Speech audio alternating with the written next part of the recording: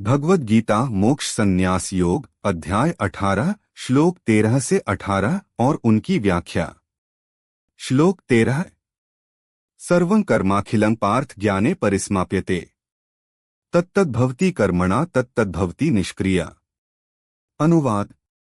हे पार्थ, सारे कर्म ज्ञान में परिसमाप्त होते हैं। यह वही है जो कर्मों के सभी परिणामों को निष्क्रिय करता है।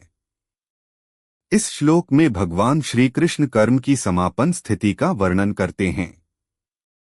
ज्ञान प्राप्त करने के बाद व्यक्ति कर्म के सभी बंधनों से मुक्त हो जाता है।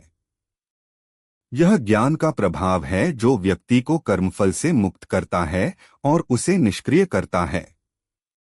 श्लोक 14। अधिष्ठानम तथा कर्ता करणं च पृथग्विधम् विविधाश्च पृथक चेष्टा दैवं चैवात्र पंचमम्। अनुवाद। किसी भी कर्म को पूरा करने के लिए 5 कारण होते हैं: अधिष्ठान, स्थान, कर्ता, करण, उपकरण, चेष्टा, प्रयत्न और दैवीय संयोग। इस श्लोक में भगवान श्री कृष्ण कर्म की प्रक्रिया का विश्लेषण करते हैं। वे बताते हैं कि किसी भी कार्य के सफल होने के पीछे 5 मुख्य घटक होते हैं। यह समझ व्यक्ति को यह पहचानने में मदद करती है कि कर्म केवल उसके प्रयास का परिणाम नहीं होता, बल्कि इसमें दैव का भी योगदान होता है। श्लोक 15। शरीर वा मनोभिर्यत् कर्म प्रारभते न न्याय वा विपरीतम वा पंचैते तस्य हेतव। अनुवाद। मनुष्य शरीर, वाणी और मन से जो भी कर्म आरंभ करता है वह न्यायपूर्ण हो या अन्यायपूर्ण, इन 5 कारणों से होता है। यहाँ श्री कृष्ण यह बताते हैं कि चाहे कार्य उचित हो या अनुचित, प्रत्येक कार्य इन 5 कारणों से संचालित होता है।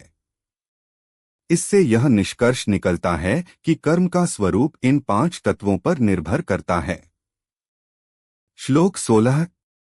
तत्रैवं सति कर्तारमात्मानं केवलं तु यः पश्यत्यकृत बुद्धित्वान् न स पश्यति दुर्मति। अनुवाद। जो व्यक्ति इन तत्वों को न जानकर स्वयं को ही कर्ता मानता है वह अज्ञान और मंदबुद्धि है। श्री कृष्ण यहाँ कहते हैं कि जो व्यक्ति इन 5 कारणों को नहीं जानता और स्वयं को ही कर्ता मानता है वह वास्तव में अज्ञानता में है। असल में यह अज्ञानता ही भ्रम पैदा करती है और व्यक्ति को कर्म के बंधन में फंसाती है। श्लोक 17।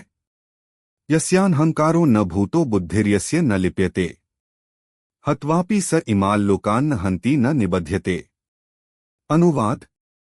जिस व्यक्ति में अहंकार नहीं है और जिसकी बुद्धि सांसारिक बंधनों से मुक्त है वह इन लोकों को मारकर भी न हत्या करता है और न ही बंधता है। इस श्लोक में श्री कृष्ण बताते हैं कि जो व्यक्ति अहंकार और आसक्ति से मुक्त है वह किसी भी कर्म को करने के बाद भी कर्मफलों से बंधा नहीं होता। वह आत्म साक्षात्कार की अवस्था में स्थित होता है जहां उसके कार्य निष्कर्म हो जाते हैं। श्लोक 18। ज्ञानं ज्ञेयं परिज्ञाता त्रिविधा कर्मचोदना कर्ण कर्म कर्तेति त्रिविध कर्म संग्रह। अनुवाद। ज्ञान, ज्ञेय, जानने योग्य और परिज्ञाता, ज्ञाता, ये 3 प्रकार की कर्म प्रेरणा हैं। करण, उपकरण, कर्म और कर्ता, ये 3 प्रकार के कर्म संकलन हैं। श्री कृष्ण यहाँ कर्म की त्रिविध श्रेणी का वर्णन करते हैं: ज्ञान, ज्ञेय और ज्ञाता। ये तीनों कर्म की प्रेरक शक्ति हैं।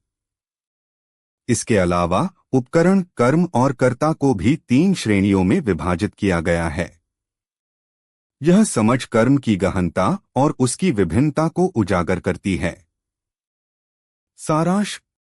भगवद गीता के 18वें अध्याय के इन श्लोकों में भगवान श्री कृष्ण कर्म की प्रकृति, उसके विभिन्न घटकों और कर्मों से मुक्ति के मार्ग का वर्णन करते हैं।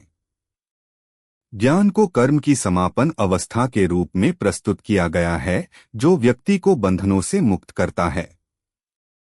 कर्म के 5 प्रमुख कारणों को समझने से यह ज्ञात होता है कि कर्म केवल व्यक्ति के प्रयास का परिणाम नहीं है, बल्कि इसमें दैव का भी योगदान होता है।